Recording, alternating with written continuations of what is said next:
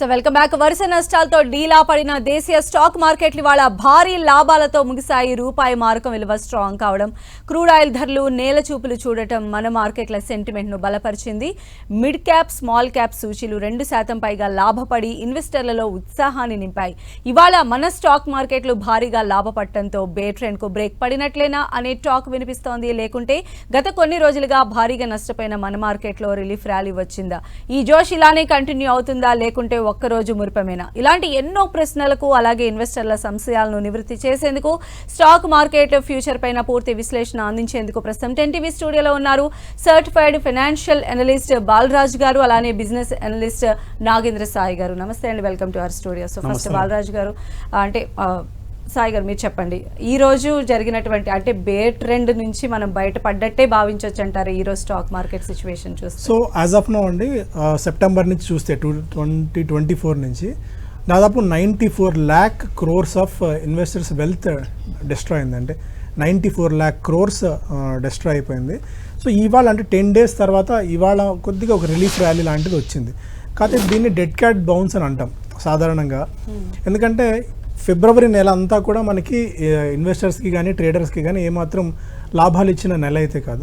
Foreign portfolio investors వరుసగా మన markets నుంచి అమ్ముతూనే ఉన్నారు. ఇప్పటివరకు దాదాపుగా 1,80,000 కోట్ల రూపాయల వర్త్ ఆఫ్ స్టాక్స్ని వాళ్ళు సేల్ చేయడం చూసాం ఒక ఈ ఇయర్లో అంతా మనం చూసుకుంటే. సో ఇవాళ వచ్చిన ర్యాలీ అనేది బాగా ఓవర్సోల్డ్ జోన్లో ఉన్న మార్కెట్స్కి ఇవాళ ఏంటంటే టెక్నికల్గా ఒక చిన్న బౌన్స్ బ్యాక్, ఒక షార్ట్ కవరింగ్ ర్యాలీ అని చెప్పుకోవచ్చు. కానీ మేబీ మార్కెట్స్లో నిజంగా ఫండమెంటల్స్ చేంజ్ అయిపోయి సో ఇక్కడ నుంచి మళ్ళీ ట్రెండ్ రివర్సల్ అయిపోయి మళ్ళీ లాభాల్లోకి వస్తాయని అయితే అనుకోవట్లేదు. ఇది కాకపోతే ఈరోజు ఇది కేవలం ఒక్కరోజు మాత్రమే మురిపమే, ఆ తర్వాత నుంచి మళ్ళీ నష్టాలు ఉంటాయని కూడా చెప్పలేము. బట్ ఏంటంటే కొద్దిగా ఇక్కడ నుంచి మార్కెట్స్ ఒక కన్సాలిడేషన్ జోన్లో ట్రేడ్ అయ్యే అవకాశాలు అయితే ఉన్నాయి.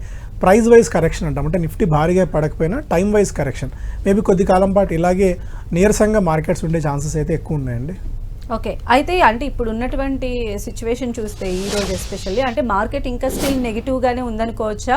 అంటే దీని తర్వాత నుంచి అది పాజిటివ్గా కన్వర్ట్ అయ్యే ఛాన్సెస్ ఉంటాయని? స్టిల్ ఈ ఒక్క రోజులో మనకి క్రూడ్ ఒక్కటి కొద్దిగా తగ్గడం, ఇంటర్నేషనల్ మార్కెట్లో ఒక 2% క్రూడ్ ఒక్కటి తగ్గడం అనేది ఒకే ఒక్క పాయింట్ తప్ప అటు మేజర్గా ఫండమెంటల్స్ కానీ టెక్నికల్స్ కానీ ఓవర్ నైట్ చేంజ్ అయిపోయిన సందర్భాలు ఏమీ లేవు మనకి. అన్నిటికంటే ముఖ్యంగా ఇవాళ పొద్దున డొనాల్డ్ ట్రంప్ గారు కాంగ్రెస్తో మాట్లాడుతూ ఏప్రిల్ 2 నుంచి అన్ని దేశాల మీద రిటాలియేటరీ టారిఫ్స్ విధిస్తామని చెప్పి చాలా క్లియర్ కట్గా చెప్పారు. అంటే ఇన్ని రోజులు ఏంటంటే ఆయన ప్రకటనలు మాత్రమే ఉండేవి. ఇవాళ అఫీషియల్గా అధికారికంగా కాంగ్రెస్ ముందుకు వచ్చి మెక్సికో మీద, కెనడా మీద, చైనా మీద, ఇండియా, సౌత్ కొరియా మీద అన్నిటి మీద టారిఫ్స్ విధిస్తున్నామని చెప్పి చాలా స్పష్టంగా అయితే చెప్పారు. దానికి డేట్ కూడా ఫిక్స్ చేశారు, ఏప్రిల్ 2 అనేది. సో దీని ఎఫెక్ట్ వల్ల మన ఎకానమీ మీద దాదాపుగా $7 billion వరకు ఎవ్రీ ఇయర్ మనకి ఎఫెక్ట్ పడుతుంది అనేది ఓవరాల్గా ఇండస్ట్రీ ఎక్స్పెక్ట్ చేస్తున్న అంశం. సో టారిఫ్స్ ప్రకటిస్తామని చెప్పినప్పుడే మనం ఎఫెక్ట్ అయితే చూసాం. ఇప్పుడు డేట్ కూడా అనౌన్స్ అయిపోయింది కాబట్టి మనకి నెక్స్ట్ ఫైనాన్షియల్ ఇయర్ నుంచి అది ఇంపాక్ట్ ఉండే ఛాన్సెస్ ఉన్నాయి కాబట్టి సో ఓవర్ నైట్ చేంజెస్ అయిపోయినవి ఏం లేవు. నిన్నటికి ఇవాళకి ఒక రోజులో కేవలం ఒక సెంటిమెంట్ మాత్రం జనాలు మన ఇండియన్ మైండ్ సెట్ ఎట్లా ఉంటుందంటే పడిపోతుంటే ఇక పడిపోతూనే ఉంటుందని భావిస్తారు, పెరుగుతుందంటే అలాగే పెరుగుతూనే వెళ్తుందన్న కాన్సెప్ట్లో ఉంటారు. సో అలా కాకుండా ఇవాళ కొద్దిగా చిన్న షార్ట్ కవరింగ్ ర్యాలీ, అంటే బాగా విపరీతమైన ఎండలు వచ్చిన తర్వాత ఒక చిన్నగా వర్షం పడితే ఎంత రిలీఫ్ అని అనుకుంటాము, బట్ ఆ ఒక్కరోజుకే రిలీఫ్ ఉంటుంది, మళ్ళీ రేపటి నుంచి ఎండలు మామూలే. సో మార్కెట్స్లో కూడా అదే ఆ మాడిపోక తప్పదు. ఇప్పటికిప్పుడు రివర్స్ అయిపోయి మళ్ళీ పూర్వం రోజుల్లో మాదిరి ఏ స్టాక్ ఉన్నా డబ్బులు వచ్చే పరిస్థితులు అయితే లేవు. NSEలో 500 స్టాక్స్లో ఎక్సెప్ట్ 100 స్టాక్స్ అంటే దాదాపు 80% ఆఫ్ ది స్టాక్స్ అన్ని కూడా బిలో 200-day మూవింగ్ యావరేజ్ కింద ట్రేడ్ అవుతున్నాయి. టెక్నికల్గా చూస్తే అది 2020, 2022లో ఎలాంటి కొద్దిగా వీక్ సినారియో ఉందో అలాంటి సినారియోలో మనం ఉన్నాం కాబట్టి ఇమ్మీడియట్గా మార్కెట్స్ బౌన్స్ బ్యాక్ అయిపోవడం మళ్ళీ లాభాలకు వచ్చేస్తాయని అయితే నేనైతే అనుకోవట్లేదండి పర్సనల్గా. అండ్ బాలరాజ్ గారు, అంటే చాలా మంది కూడా మ్యూచువల్ ఫండ్స్లో లేదా SIP సిస్టమాటిక్ ఇన్వెస్ట్మెంట్ ప్లాన్ వీటి వైపు చూస్తూ ఉంటారు కదా. ఇప్పుడున్నటువంటి కరెంట్ సిచ్యువేషన్ ప్రకారం మీరు ఏం సజెస్ట్ చేస్తారు సార్ వాళ్ళకి?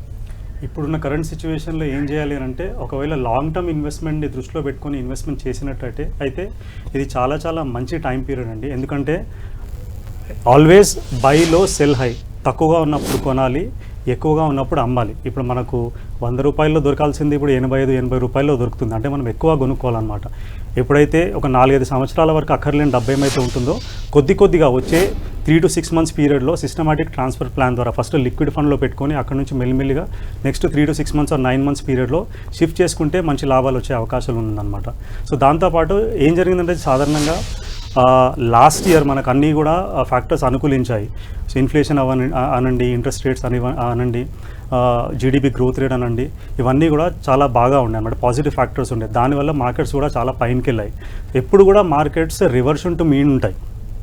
సో కొన్ని పాజిటివ్ ఫ్యాక్టర్స్ ఉన్నప్పుడు మనకు 25-30%, 35% కూడా రావచ్చు. కానీ ఓవరాలే లాంగ్ టైం పీరియడ్లో చూసుకుంటే కనుక మనం అట్లీస్ట్ ఒక 7 to 10 year పీరియడ్ చూసుకుంటే రివర్షన్ టు మీన్ దాదాపు 13-15% వరకు మనకు ఈక్విటీ మార్కెట్స్ నుంచి రిటర్న్ ఎక్స్పెక్ట్ చేయవచ్చు.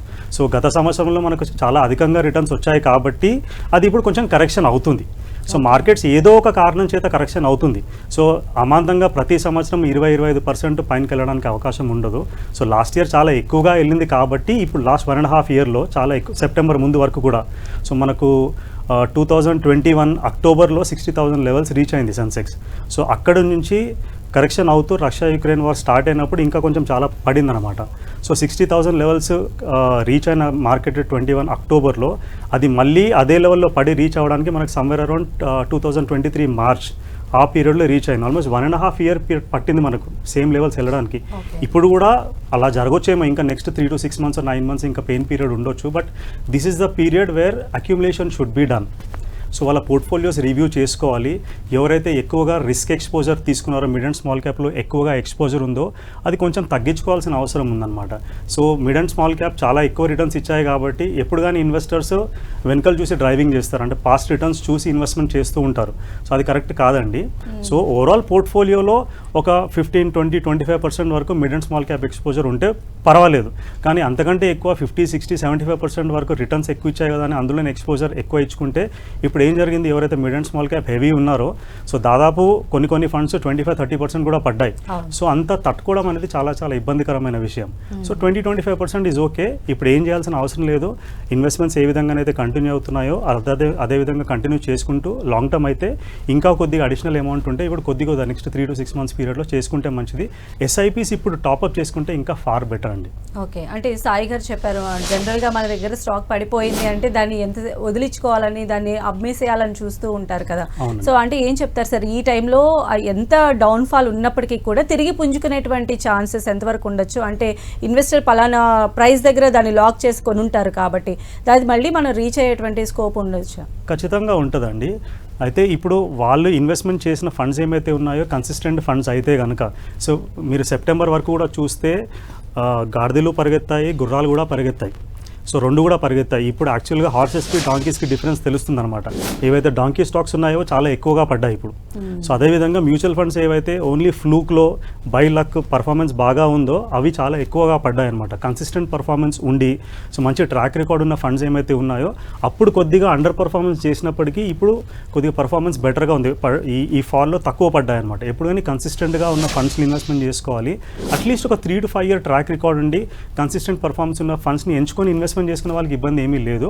ఇప్పుడు పడ్డా కానీ ఖచ్చితంగా ఫ్యూచర్లో అది పుంజుకునే అవకాశం ఉంటుంది. ఓకే, అయితే సాయి గారు, అంటే ఇప్పుడు ఉన్నటువంటి మార్కెట్ సిచ్యువేషన్ బేస్ చేసుకొని న్యూగా మార్కెట్లోకి రావాలనుకునేటువంటి వాళ్ళకి మీరు ఎలాంటి సజెషన్స్ ఇస్తారు సార్? అంటే న్యూగా వచ్చేటువంటి వాళ్ళు ఇవి చూస్ చేసుకుంటే బెస్ట్, లేదా ఇంత వెయిటింగ్ పీరియడ్ని కూడా వాళ్ళు అలవాటు చేసుకోవాలి, ఇలాంటి టిప్స్ ఏమని చెప్తారు?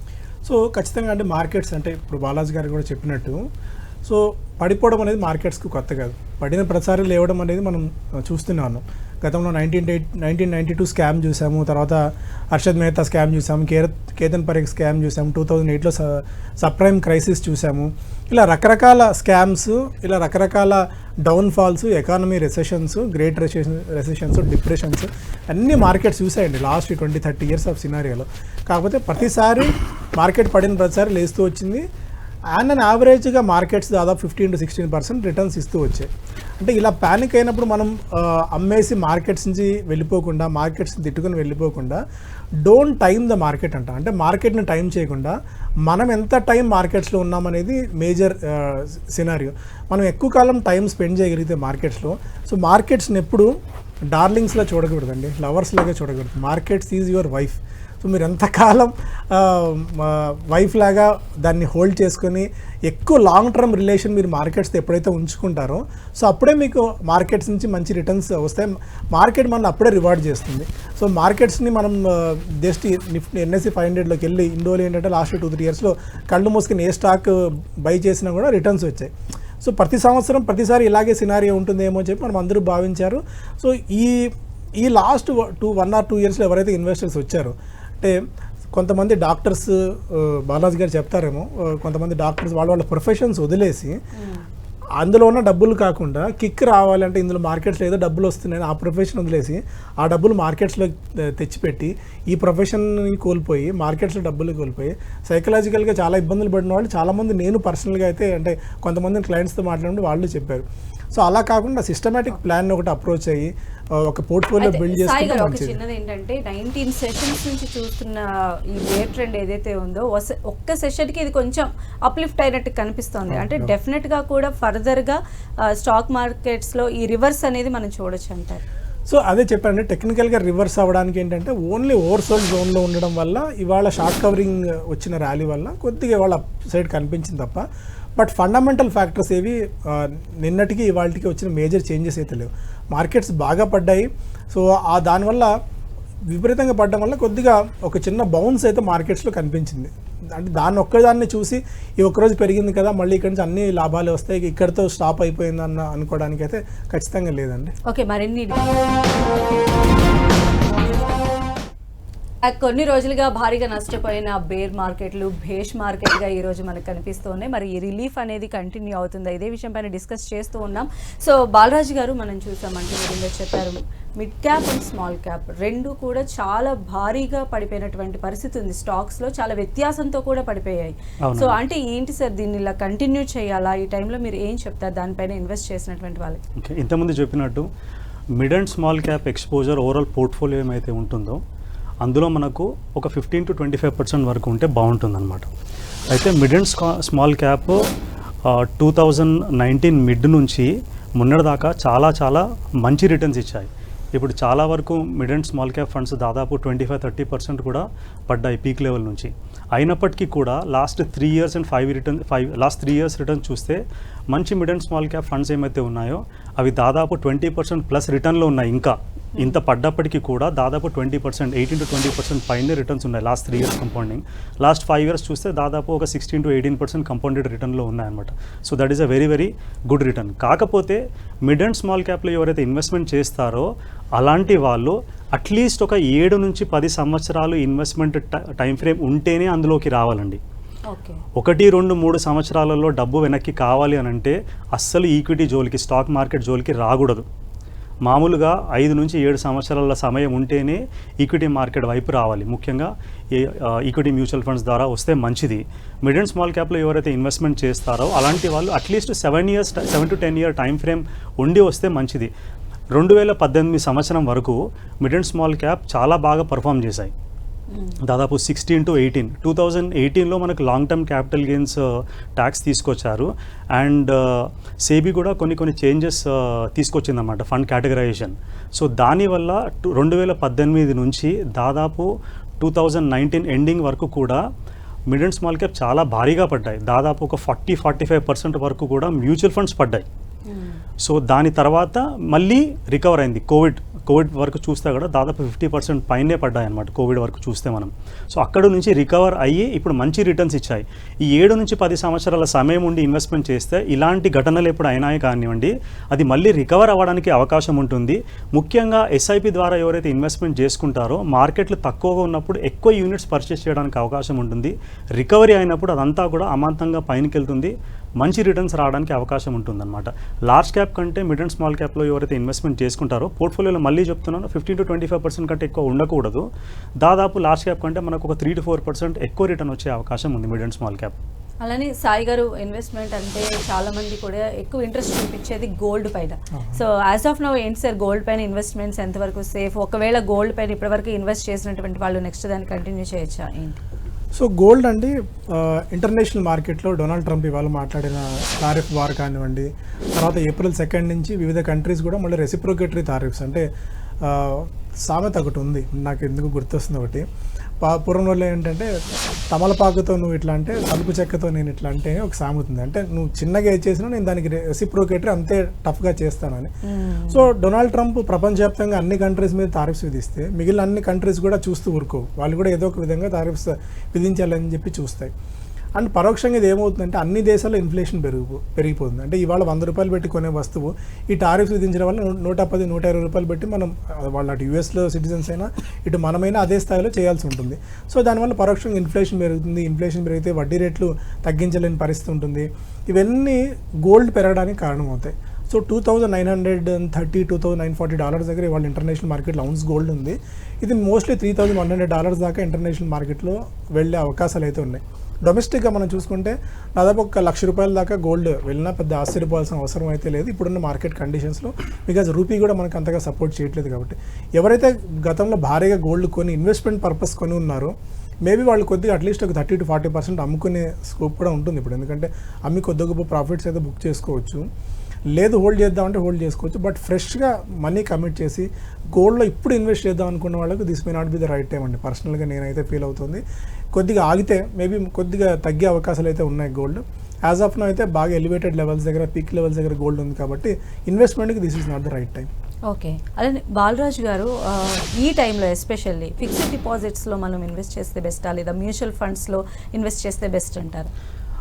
ముఖ్యంగా ఇన్వెస్టర్స్కి పెయిన్ ఎక్కడ కలుగుతుందంటే investment product and time mismatch అయినప్పుడు లాంగ్ టర్మ్ ఇన్వెస్ట్మెంట్ ఏమైతే ఉంటుందో షార్ట్ టర్మ్ ప్రోడక్ట్స్లో చేస్తారు, షార్ట్ టర్మ్ ఇన్వెస్ట్మెంట్ ఏమైతే ఉంటుందో లాంగ్ టర్మ్ ప్రోడక్ట్స్లో చేస్తారు. ఈక్విటీ అనేది లాంగ్ టర్మ్ ప్రోడక్ట్, కానీ షార్ట్ టైం ఫ్రేమ్తో ఇన్వెస్ట్మెంట్ చేస్తారు. 1 year, 2 years or maybe 3 years గురించి వస్తారు. ఆ 1 to 3 yearsలో మార్కెట్స్లో భారీగా పడ్డప్పుడు రికవర్ అవ్వడానికి సాధ్యం కాదు. ఎందుకంటే మనం సఫిషియెంట్గా అట్లీస్ట్ ఒక 5 to 7 years టైం పీరియడ్ ఇస్తేనే మనకు ఆ రికవరీ టైం ఉంటుందన్నమాట. సో ఈ మిస్ మ్యాచ్ వచ్చినప్పుడే ఇబ్బంది అవుతుంది. ఈక్విటీస్ ఎప్పుడు కూడా లాంగ్ టర్మ్ ఇన్వెస్ట్మెంట్ అండి. అట్లీస్ట్ 5 నుంచి 7 సంవత్సరాల పైన సమయం ఉంటేనే ఈక్విటీ వైపు రావాలి. Fixed deposits short term investment product, కానీ ఏం చేస్తారు, లాంగ్ టర్మ్ డిపాజిట్ చేస్తారు. 5 years, 7 years, 10 years మెచ్యూరిటీ అయిపోయిన తర్వాత కూడా దాన్ని రెన్యువల్ చేస్తూ ఉంటారు. 1-2 సంవత్సరాల్లో లేదంటే 3 సంవత్సరాల్లో మనం ఏదైనా లక్ష్యం తీర్చుకోవాలి అని అంటే, ఏదైనా గోల్ తీర్చాలి అని అంటే, దానికి డబ్బు కావాలంటే ఫిక్స్డ్ డిపాజిట్లో మనం చేసుకోవాలి. ఎందుకంటే మనకు షార్ట్ టర్మ్లో capital preservation is very very important. Return of capital is important then return on capital. మనకు 1-2% రిటర్న్ తక్కువ వచ్చినా పర్వాలేదు, కానీ మనం పెట్టిన పెట్టుబడి మాత్రం ఖచ్చితంగా మనకు వెనక్కి రావాలి. నామినల్గా మనకు రిటర్న్ వస్తే మంచిది. ఎప్పుడు కానీ షార్ట్ టర్మ్ ఏమైతే మనం రిక్వైర్మెంట్ ఉంటుందో 2 to 3 years FDs are very good. Or debt mutual ఫండ్స్లో కూడా మనము చేసుకోవచ్చు. మీరు సాధారణంగా చూస్తే ఈక్విటీ రిటర్న్స్ ఏమైతే ఉంటాయో ఫిక్స్డ్ డిపాజిట్కి ఇంచుమించుగా డబుల్ రిటర్న్ ఇస్తాయి మనకు లాంగ్ టర్మ్లో. ఉదాహరణకి మనకు 6.5-7.5% fixed deposit, 7% fixed deposit return ఉంటే మనకి ఈక్విటీలో మనకు దాదాపు ఒక 14-15% వరకు రావచ్చు. దాదాపు ఒక 8% ఎఫ్డీ రిటర్న్స్ ఉన్నాయనుకోండి, ఈక్విటీ రిటర్న్స్ మనకు 15-16% వరకు కూడా రావచ్చు. సింపుల్ ప్లేన్ లాజిక్ అండి. మనం ఈక్విటీలో రిటర్న్ ఎంత ఎక్స్పెక్ట్ చేయాలి అని అంటే, ఇప్పుడు ఇంత మార్కెట్లో పడ్డా కానివ్వండి, జీడిపి గ్రోత్ రేట్ మనది ఏమైతే ఉందో దాదాపు 6.5 నుంచి 7% వరకు మనం గ్రో అయ్యే ఛాన్స్ ఉంది. మన ఇన్ఫ్లేషన్ రేట్ ఏమైతే ఉందో దాదాపు 4 నుంచి 5% ఉంటుంది. మనము real GDP plus inflation 2 calculate చేస్తే మనం నామినల్ జీడిపి అంటాం. దాదాపు 10.5-11% మన కంట్రీయే గ్రో అవుతుంది. మన కంట్రీ 10.5-11% గ్రో అయినప్పుడు ఈక్విటీ మార్కెట్స్ అంతకంటే ఎక్కువ గ్రో అవుతాయి. సో లాంగ్ టర్మ్ ఒక 10 సంవత్సరాలు దృష్టిలో పెట్టుకొని మనం ఇన్వెస్ట్మెంట్ చేసుకుంటే ఖచ్చితంగా మనకు 12 నుంచి 15% వరకు ఈక్విటీ పైన రిటర్న్స్ వస్తుంటాయి. అవి అమాంతంగా లీనియర్గా రావండి. ఈసీజీ గ్రాఫ్ లాగా పైనకి కిందికి పడుకుంటూ లేస్తూ వస్తాయన్నమాట. ఖచ్చితంగా ఎవరికైతే 7 నుంచి 10 సంవత్సరాల సమయం ఉందో ఈ next 10 years is a golden period to invest అనమాట. సో మన జీడిపి కూడా ఆల్మోస్ట్ డబల్ అవుతుంది నెక్స్ట్ 7 to 8 yearsలో. So very very good time frame to invest అండి. ఓకే, సో అయితే ఇప్పుడు ఏదైతే ఉందో ఈ ట్రెండ్ అనేది కొనసాగాలని కోరుకుందాము. అయితే ఈ టైంలో స్టాక్ పడిపోయింది కదా అని చెప్పి అమ్మేయకుండా ఈ స్టాక్స్ని మరింత కొన్నట్లయితే వాళ్ళకి లాంగ్ టర్మ్ ఇన్వెస్ట్మెంట్స్లో మంచి బెనిఫిట్స్ వస్తాయి అంటారు. ఉంటాయండి. ఓకే, మార్చ్లో యాక్చువల్గా ఏంటంటే కొద్దిగా సాధారణంగానే ఇయర్ ఎండింగ్లో కాబట్టి ఈ ట్యాక్స్ సేవింగ్ పర్పస్ వాటి కోసం మ్యూచువల్ ఫండ్స్లో కొద్దిగా ఇన్వెస్ట్ చేసే వాళ్ళు ఎక్కువ ఉంటారు. వాళ్ళు ఓల్డ్ ట్యాక్స్ రిజిమ్లో ఉన్న వాళ్ళు ఎవరైనా సరే. సాధారణంగా మార్చ్ కొద్దిగా మనకి లాస్ట్ 5 months నుంచి మార్కెట్ బాగా వీక్ అయిపోయింది కాబట్టి కొద్దిగా మేబీ మార్చ్లో రికవర్ అయ్యే ఛాన్సెస్ అయితే ఎక్కువ ఉన్నాయండి. Right, thank you so much అండి సాయి గారు. థ్యాంక్ యూ సో మచ్ అండి బాలరాజ్ గారు. ఇది వాళ్ళ స్పెషల్ డిబేట్. చూస్తూనే ఉండండి 10 TV.